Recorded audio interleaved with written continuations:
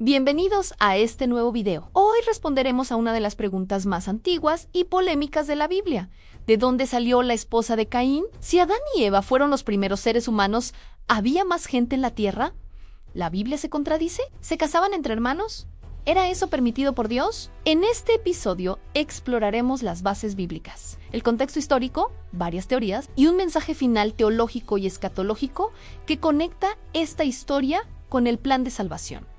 Prepárate, porque lo que veremos hoy te dará una perspectiva más profunda de Génesis de la que probablemente has escuchado. Leemos en Génesis capítulo 4, versículos 16 y 17, que después de que Caín fue desterrado, se fue a la tierra de Nod, al oriente del Edén, y dice la Biblia que conoció a su mujer, la cual concibió y dio a luz a Enoc. Y Caín edificó una ciudad y le puso el nombre de su hijo Enoc. Pero aquí surge la gran pregunta, el gran dilema que ha desconcertado a muchos a lo largo de la historia.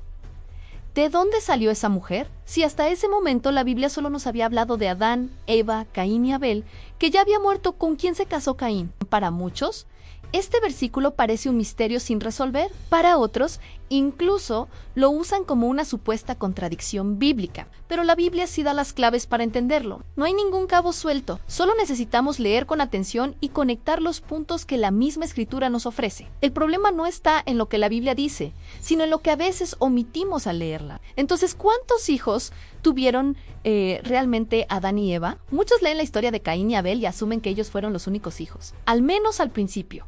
Pero eso es un error.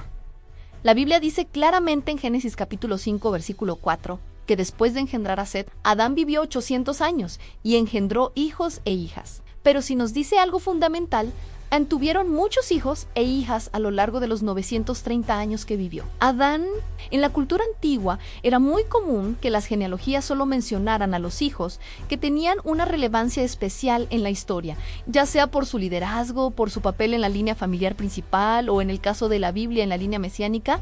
Los demás, aunque existían, simplemente no se mencionaban. La conclusión bíblica, por lo tanto, es muy sencilla. La esposa de Caín tuvo que haber sido una de las otras hijas de Adán y Eva, es decir, su propia hermana, o si esperamos un poco más de tiempo, una sobrina. Ahora, sé lo que estás pensando. Casarse entre hermanos, hoy en día, eso no solo es considerado un tabú y un pecado, sino que también es biológicamente peligroso por los riesgos genéticos. Pero debemos transportarnos al inicio de la humanidad. En Génesis, en ese momento, no había otra opción. Dios había dado una orden clara. En Génesis 1:28, fructificad y multiplicaos. Llenad la tierra para que la humanidad pudiera crecer y expandirse desde una sola pareja. Era matemáticamente necesario que los primeros hijos se casaran entre sí.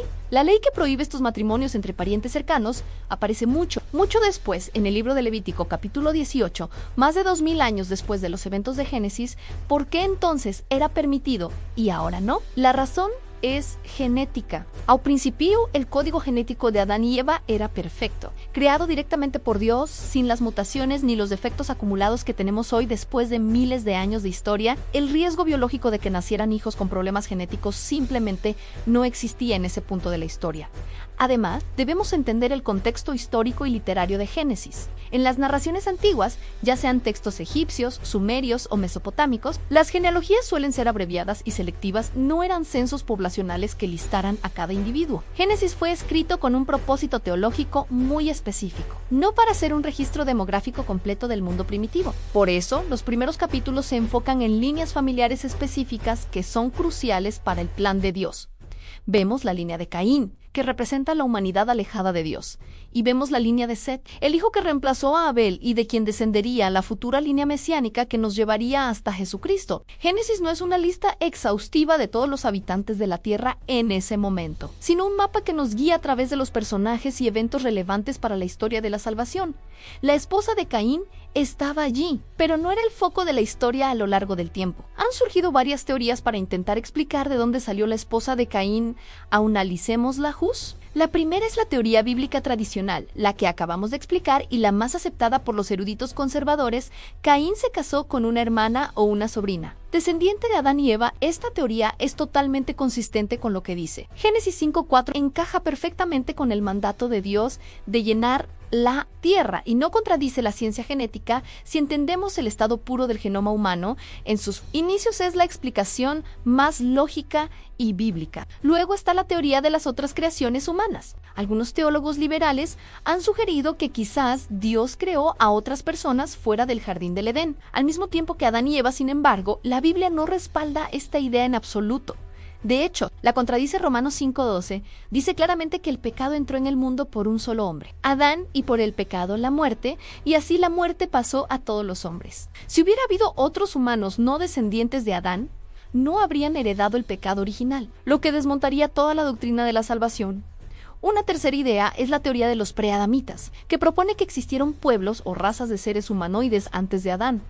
Pero esta teoría también choca de frente con la Biblia. Génesis 3:20 llama a Eva madre de todos los vivientes. Teológicamente, esta idea colapsa por la misma razón que la anterior e introduce humanos sin pecado original, haciendo innecesaria la obra de Cristo para ellos y contradiciendo la unidad de la raza humana bajo la caída de Adán.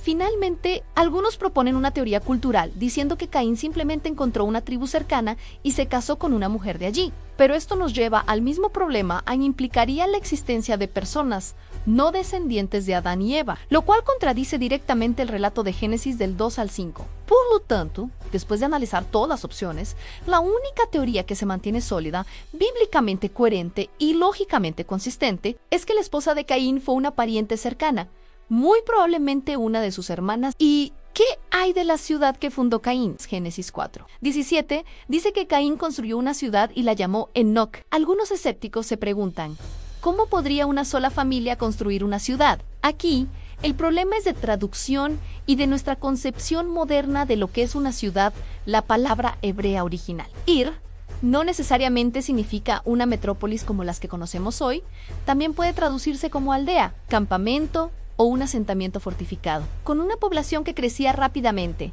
Con decenas de hermanos, sobrinos e hijos propios, Caín ya tenía suficientes personas para fundar un asentamiento familiar. Recordemos que los primeros patriarcas vivían cientos de años, lo que permitía que las familias crecieran de manera exponencial en pocas generaciones. Una pequeña aldea familiar es una descripción mucho más precisa de lo que Caín probablemente construyó. Más allá del dato histórico, la pregunta sobre la esposa de Caín nos revela verdades teológicas muy profundas. Primero, nos confirma que toda la humanidad procede de un mismo origen. Hechos 17:26 lo resume así: y de una sangre ha hecho todo el linaje de los hombres, para que habiten sobre toda la faz de la tierra. Esta unidad de la raza humana es fundamental, porque apunta a la unidad del problema del pecado y a la unidad de la solución si todos venimos de Adán. Y todos heredamos su naturaleza caída, entonces todos necesitamos un segundo Adán. Jesucristo, para redimirnos segundo, vemos que el plan de Dios siempre avanza a través de líneas familiares.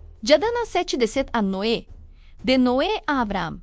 Y finalmente, a través de esa línea, a Jesús. La historia de Caín y su esposa no es un dato curioso o un error bíblico. Es una pieza clave que forma parte del gran hilo narrativo de la redención. Y esta historia también tiene una conexión escatológica, es decir, con el final de los tiempos desde el principio. Vemos dos linajes, dos caminos. Caín representa al ser humano apartado de Dios, un linaje que construye sus propias ciudades, sus propios sistemas y su propia civilización, sin tener en cuenta a su creador. Es el camino del hombre natural. Por otro lado, Set representa la restauración del plan divino, la línea de la promesa. De esta línea vendrá el Salvador. A lo largo de toda la Biblia y hasta el libro de Apocalipsis vemos esa misma dualidad. Aquellos que siguen el camino de Caín, construyendo su propia Babilonia, y aquellos que forman parte del linaje de la fe, la descendencia de la promesa. La pregunta sobre la esposa de Caín nos recuerda que, incluso en medio del primer pecado y la primera rebelión, Dios siempre preserva un linaje fiel a través del cual cumplirá su plan eterno.